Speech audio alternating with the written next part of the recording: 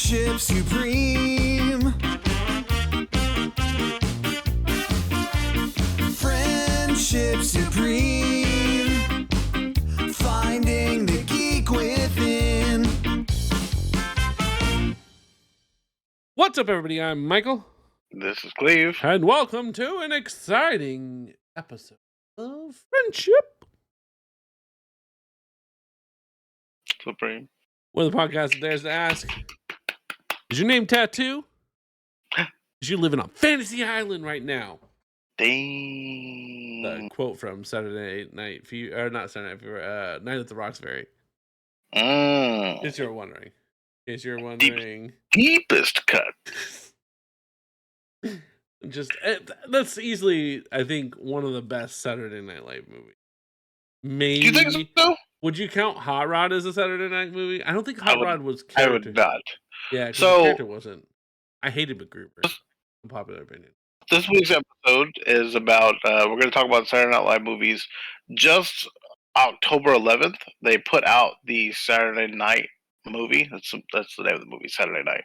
Yes. Not easy to look up. It is about Saturday Night Live, their Not first easy. year and coming out. It is a American sketch comedy TV show. Started in 1975, and they have spun off 12 feature-length films. I can think of 3. Yeah, that's kind of where I was at. Is like I'm like, I can't remember 12. Night at the Roxbury. Okay, that's 1. Superstar? That's 2. I just blanked on the I just said a second ago. You just said it. I know. Just a I moment literally just said it. A moment ago. I said it's not Hot Rod. It's not Hot Rod. Yeah, it's not Hot Rod. You were like, I never liked that one. Just said it. I just said it. The word, you know the word. I 'cause you literally, just said it. it came out of my mouth. What You was it, please? You had just said it. It was MacGruber. MacGruber. Thank you. Damn it. You sure you didn't like it? Because it fell right into for it. all purposes, I should have liked it at the time it came out and the way I was when it came out, but I didn't. I didn't.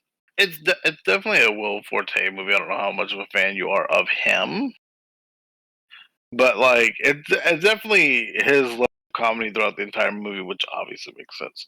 But yeah, no, I thought it was fine. It was fine. It's crazy to me that they found a way to take a skit and make it a whole movie. A whole ass movie. Night at the Roxbury to this day doesn't make sense that they made it a movie. I mean, but there's a little bit of freedom to like a sketch that doesn't have a lot to it. Yeah. Because then you can just make whatever story you want. Yeah. Okay. So I have all 12 movies and the Rotten Tomatoes score and the year they came out, if that ever comes up for you. Would you like to know the highest rated movie down to the lowest rated movie? Or would you like to know the lowest up to number 1? Lowest to highest. Okay. At a whopping 0% on the tomato meter. Rough. In 1994, we have It's Pat. Oh, Do you remember It's Pat? God, yes. I don't. That deserves a 0%. The summary of the movie is this is a copy paste.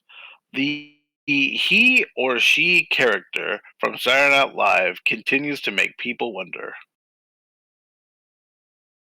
It was so dumb and not good. The character was rough. That character borderlines. No, never mind. I was gonna say it's similar in frustration and offensiveness to Miss Swan, but nothing's more. I mean, People really push. what's funny now is because what was funny about that is just someone being non-binary. Yeah. So, what was funny about Miss Swan was just people being Asian. Yeah, the accent, man. People love the accent. You don't want to hear it? And the catchphrases were so stupid. Same thing with Stewie. This is Mad TV. I know. I'm aware. Mhm. But that and Stewie or Stewart. Yeah. The look what I could do. Hearing people say that Yeah, like that and do a little nonstop, kick. or the he look like a man. Just He look like a. yeah. No, I know how it went. Anyway, I'm gonna have Jennifer do the look what I can do for you next time she sees you. yeah. It worked. That guy's funny though. Funny guy. Anyways, Also, the Mad woman that TV. plays Miss Swan. Not that it gets her past it, but they're both really good at comedy. Well, they got where they were because of comedy, so like you have to Yeah. assume they're good. Well, I mean, yes or no. The next two movies are tied for 11%. Oh, okay. 11%. Yeah.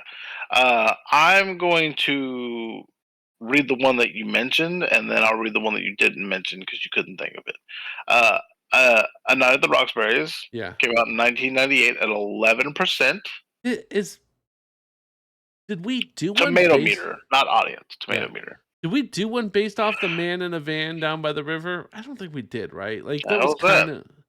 kind of fucking Chris Farley's character. No, The I don't man think in- so. No. Yeah. I did not see that one on here. Okay.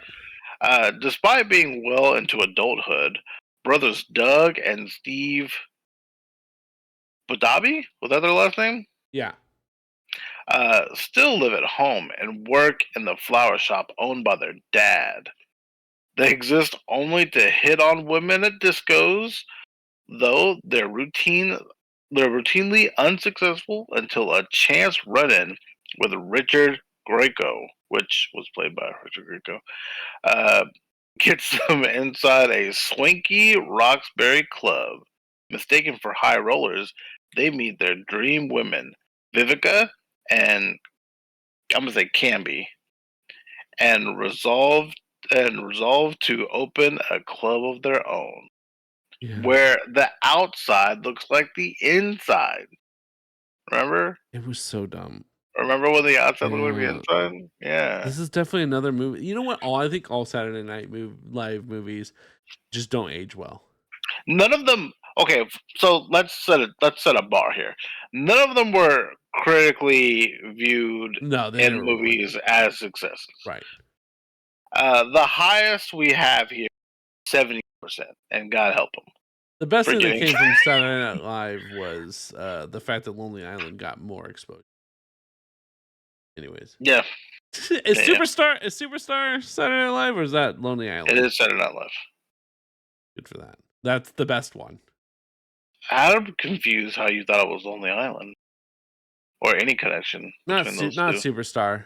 Popstar. Popstar. Okay, I'm like, where No, do my connect bad. those dots? My bad. Okay, the other 11% movie came out in 2000. It is, as much as I hate to say, one of my favorite movies. Mhm. It would be Tim Meadows in The Ladies' Man.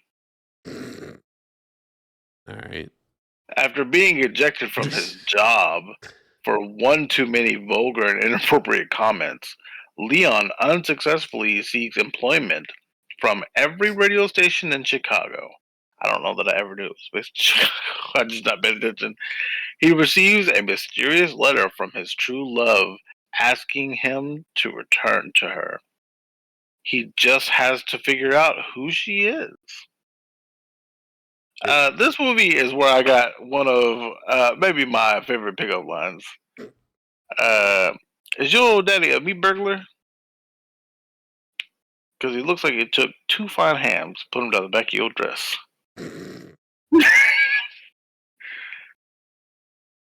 Admittedly, I think I saw this around when it came out, and that's it. I think I just really love Tim Meadows, and Oh, that's so fair. he helps carry the movie. I also am carries a curious lot. on how many of these movies Will Ferrell's in. Too many. It's got to be like most of them, right? Oh yeah. Because I remember him being in Ladies' Man. He I don't know if he was carries in some It's weight Pat. too. Hopefully not. Hopefully he got out of I'll there. research that while you give me the info on the next one. Okay. The next movie at 30%. So we're getting up there. We're getting to like a high F.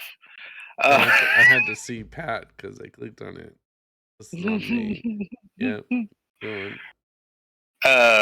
Stewart Saves His Family from 1995. I don't. Remember the guy who was like a self-help? He was like, I'm good enough. I'm smart enough. Gosh darn it, people like me. He liked to dress like Carlton. So Oh. like a white person. Um, New Age therapist Stuart Smalley tries to rid his family of substance abuse and codependency. What was it called? Stewart saves his family. See?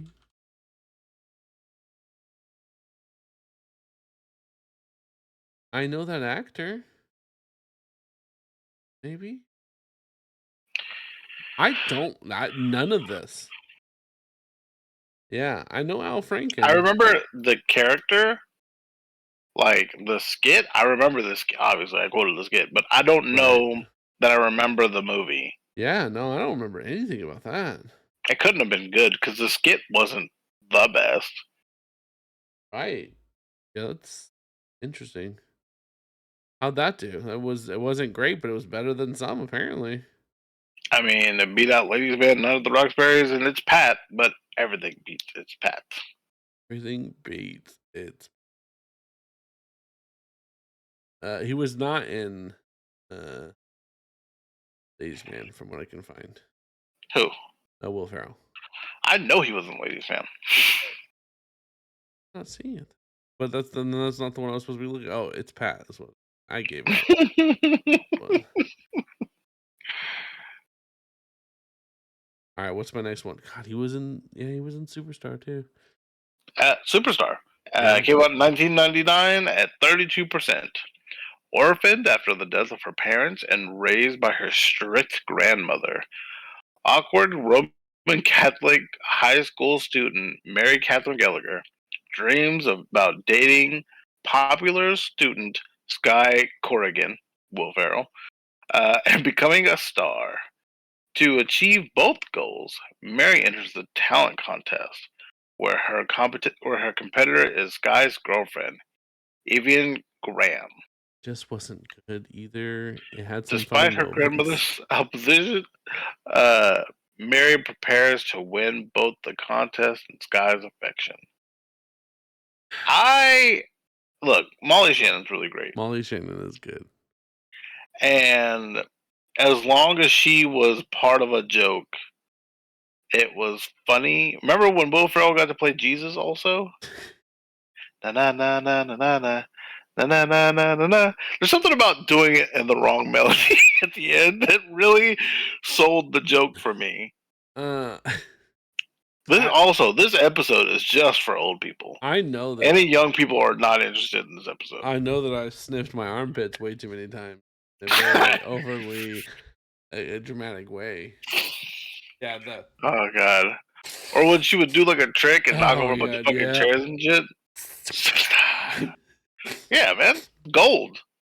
You say what you want. It shouldn't have been a full length movie. It should not have been a movie, but I need like a multiverse. We're doing all these multiverses. I need a multiverse of these movies. All these actors don't want to do it anymore. Fucking dust off its Pat. Get that shit in here. Dust off its Pat. Nobody ever thought that word would be mumbled. And it's Pat. Dust off its Pat is not words I think would ever have come out in 2024, but here we are. Dust off its Pat, ladies and gentlemen. Dust off its Pat. Get it ready. So, at 35%, 1993's Coneheads. Oh, I should have thought of Cone. That one actually, theatrically, I feel like should have done better than most. So it wasn't a terrible movie. Here's what's weird about Coneheads. As I was looking into things like this, the last time this movie came out in 1993, the last time the Coneheads were on Saturday Night Live was 1979.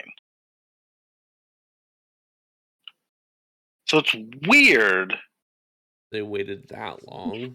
that much of a gap. Was it just that Aykroyd was like, "I want to do this. Let's do it." Maybe. But did he miss playing the fucking Conehead? It was Dan, right? Dan Aykroyd. Yeah.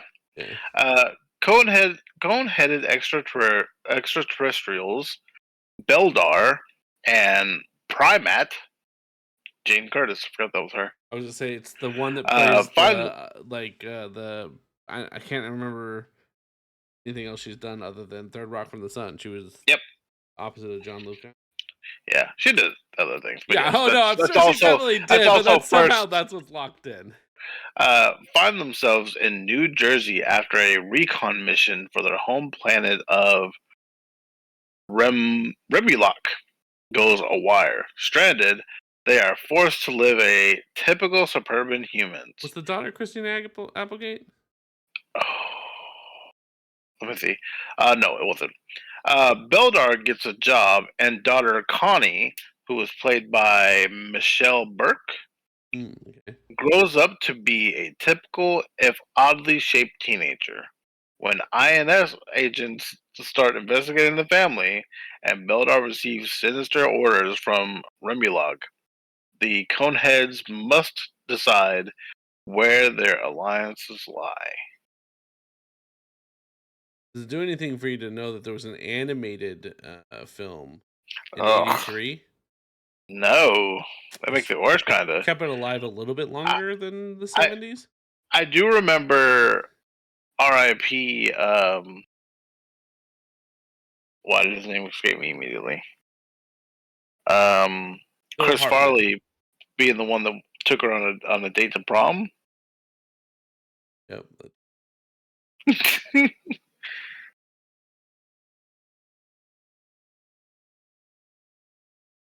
I like that when I look at the cast, the daughter's not even like top cast.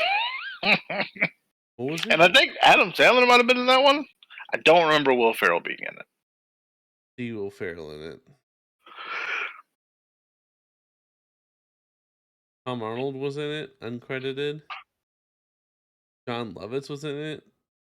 Leonard Nimoy. William Shatner. Fucking John Lovitz.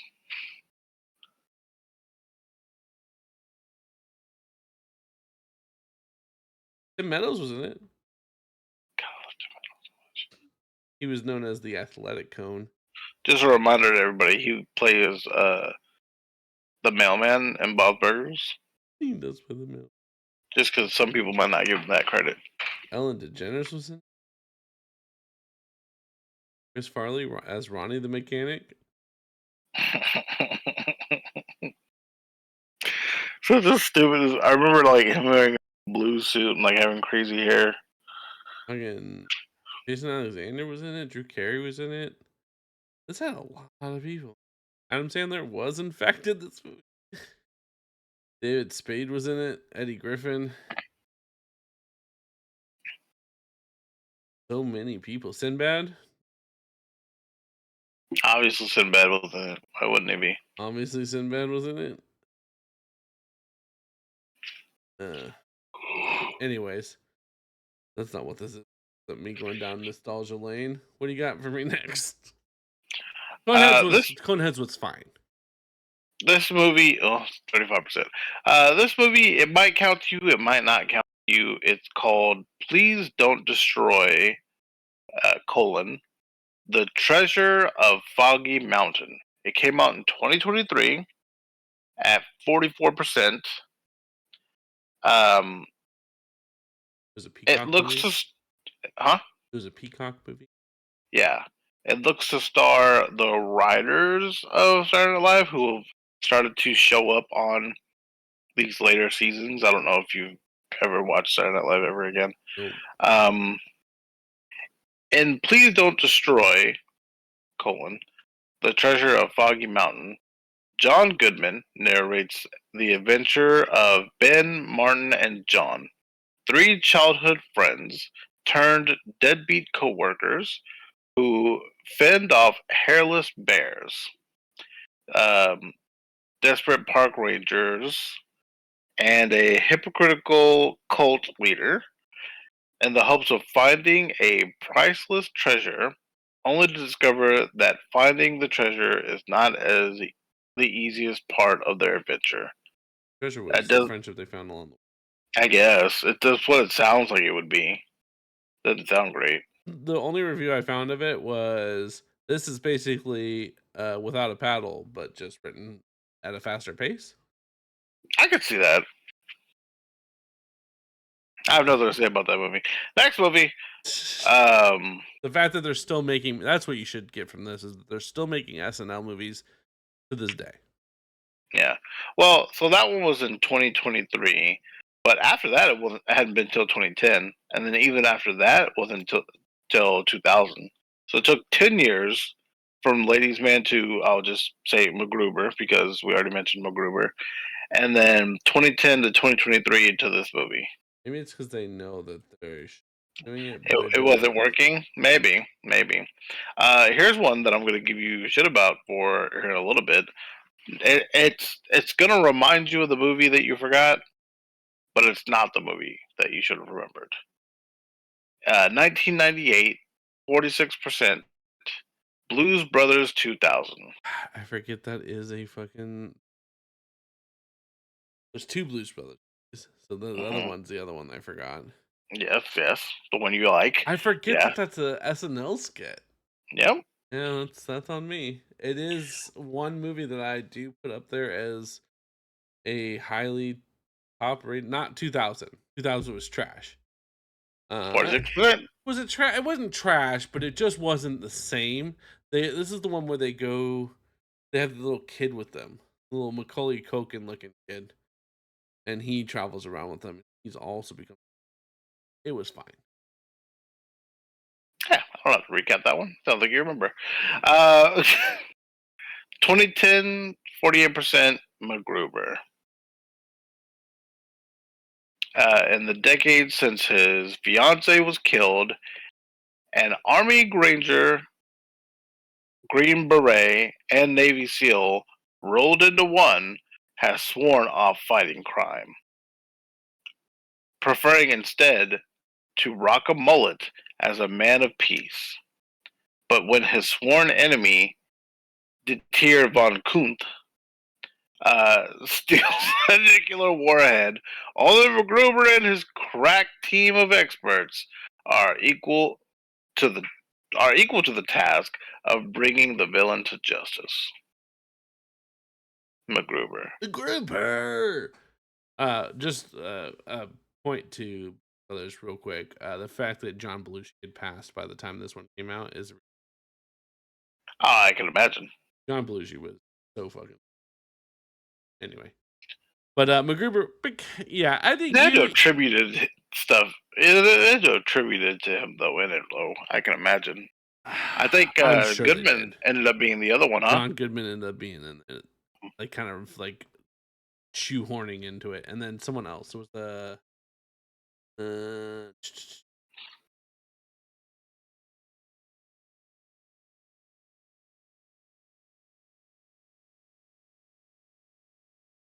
anyway, it doesn't matter. I think he nailed MacGruber on the head. Is that it's definitely his film. Like it's his Will Forte's humor. That is just his jam. Right? Also, Blues Brothers 2000 came out in 1998. Uh, Just wait 2 years. there you go. J. Evan Bonifant.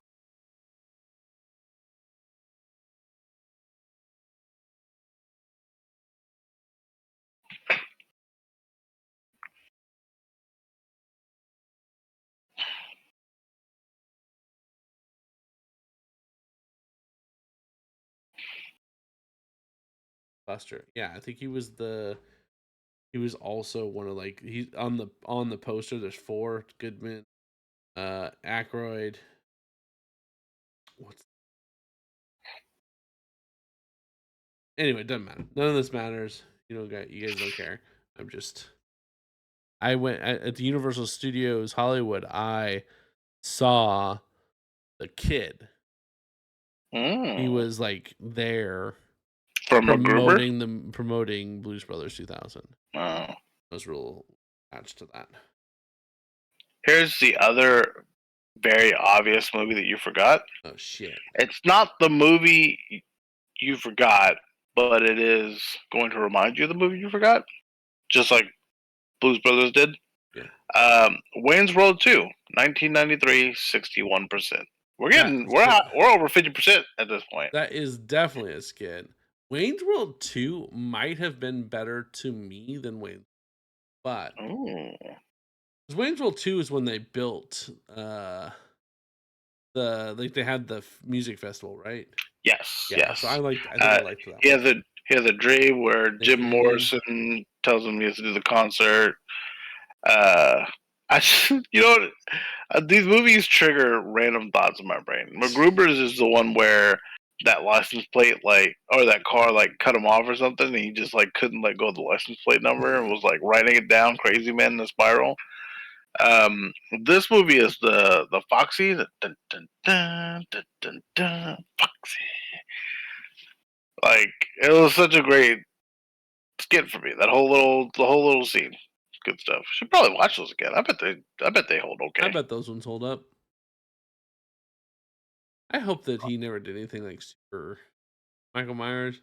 I hope he's never we call him Mike because the other one's a murderer. That's right, Mike Myers. That's fair. Respect. And Dana Carvey. Both of them, I hope they never did anything bad other than the fact they forced me to watch Master and But SNL. And the Love Guru? Because it would be at the bottom. No. Look, Love Guru had at least probably one redeemable moment. I said at least probably one redeemable moment. There's nothing redeemable about Master in Disguise. The fact that was it you that sent me the TikTok that was he was so 9/11 happened and he was like, no, we have to make sure this joke stays in, and it was him doing the stupid turtle dance, or him saying, that is what everybody remembers, and he's like, no, we got to do this. The people need this, and it was yeah, you're right, Dana Carvey. That's what healed America. Hey, you still remember that joke? I'm not turtle. Do you remember Turtle Club? Do you remember anything else about that movie? God dang thing. That he was right. He was right to push forward. Turtle.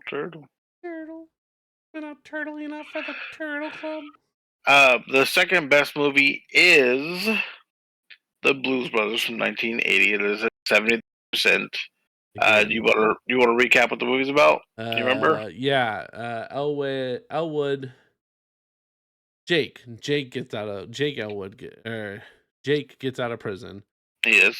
And then He's the one. They're trying to get the band back together to save the orphanage, I believe. Mm-hmm. That they're from, and comedy ensues as they get the band together and try to play the big gig to earn the money, and the Illinois Police Department is always trying to arrest them. And then the Muppets made the same movie. The Muppets did make a very yeah, that's fair. Also, I don't know if you remember the total that they had to raise was $5,000. What's that? Yeah. It's not a crazy number. I mean, 1980, I guess, but it's $5,000. I remember Aretha Franklin being in it. Fund me at this point. Ray Charles was in it. I can't remember any big musical people other than that, but Ray Charles and Aretha Franklin being in that movie fucking sent me over the moon. I remember them constantly saying we're on a mission from God, and so for a long time as a kid I used to say that. I remember them saying nobody likes the fucking Illinois Nazis, and I remember thinking, who likes any Nazis? But you're right, the fucking Illinois Nazis. Those are the worst ones. The mall scene was fantastic when they're in a police chase and they're just driving through the mall. And the music is just so fucking good. They do go on tour and they have live albums and shit. I loved it so much. John Belushi's so good. Jake Elwood is a person to live by. Also, their first Saturday Night Live movie is The Blues Brothers. I believe that. Jake Blues. Elwood is Elwood. And then the number one movie at 78%. You wanna guess it? Wayne's World. Yeah, it is Wayne's Wayne's World. World. I wanted to see if you remembered. You Wayne's forgot World. MacGruber, so I thought maybe you'd forget that one. I appreciate how close they were together. Like the fact that there were some like original movies that they did, and those didn't. Those can compete. Sequel of Yeah, it's a good movie. was a good movie. There's again, I think it holds up. I don't know. I can't think of anything that happened in the movie that I'd be like, all right, we have to cancel the movie. Like it's No, even the swing, even all of it, all of it's good. just the existence of It's Pat should be canceled. Rob Lowe, fantastic in it. Rob Lowe was Which also it clicks in my brain now that he was in Austin Powers also. So I'm sure he they got close enough. along well. Tia Carrera, definitely a big crush of mine Boy. growing up. Yeah, I would say Tia Carrera really opened up a lot of avenues. My likes and dislikes. Yep. There's not much else to say about that. She's 57 now. Still looks great. You can see the age on her, but who can, huh? You know? She Lilo and Stitch. I think she's the sister. Oh yeah. You know who else? What else she played in? YFMO? Nope. Well, maybe. That's not what I'm looking at though. A hot little hit. You know it. I know it. Showdown on Little Did it show down in Little Tokyo? Do it. What'd you say? Showdown in Little Tokyo. Have you forgotten? No, I've not forgotten fucking Brandon Lee and Dolph Lundgren. God damn it. I don't remember her in it, but She was the love interest. look, I have tried to remove the fucking movie You got in the from hot my tub. brain. You saw like side butt. Oh, you got side butt? It was in a lot, gee. Working hard. Which she works hard, but also being beautiful is really helpful. Not to discredit her talent, but who's not looking for a beautiful woman to put in their movie? So there are the 12 movies. It started with the Blues Brothers and Wayne's World, and then it's not a good sign that your two best rated movies are the first two movies you've done. Those are the two movies that bankrolled the rest of them, and it's just never gotten any better. I can't even think of now. Like, okay, so you haven't watched in a while, but what you have watched, can you even think of a skit that you would pull from? It doesn't matter because the Coneheads pulled fucking 20 years out. So Remember the lobster at the truck diner?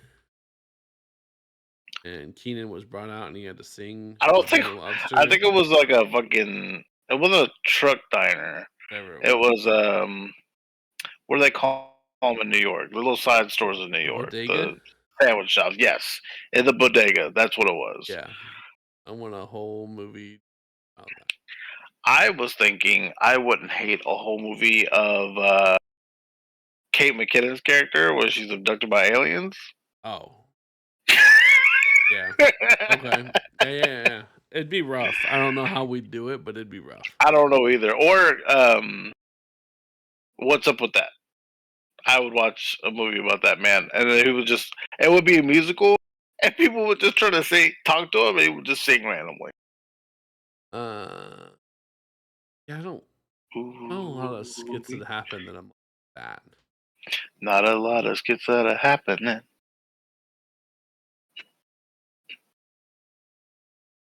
I don't know. He doesn't know.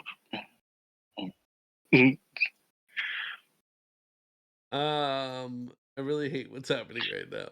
And He hates what's happening right here, but I've got to say, ooh wee. And then fucking Jason Sudeikis comes out with his jumpsuit and fucking he does a Running Man.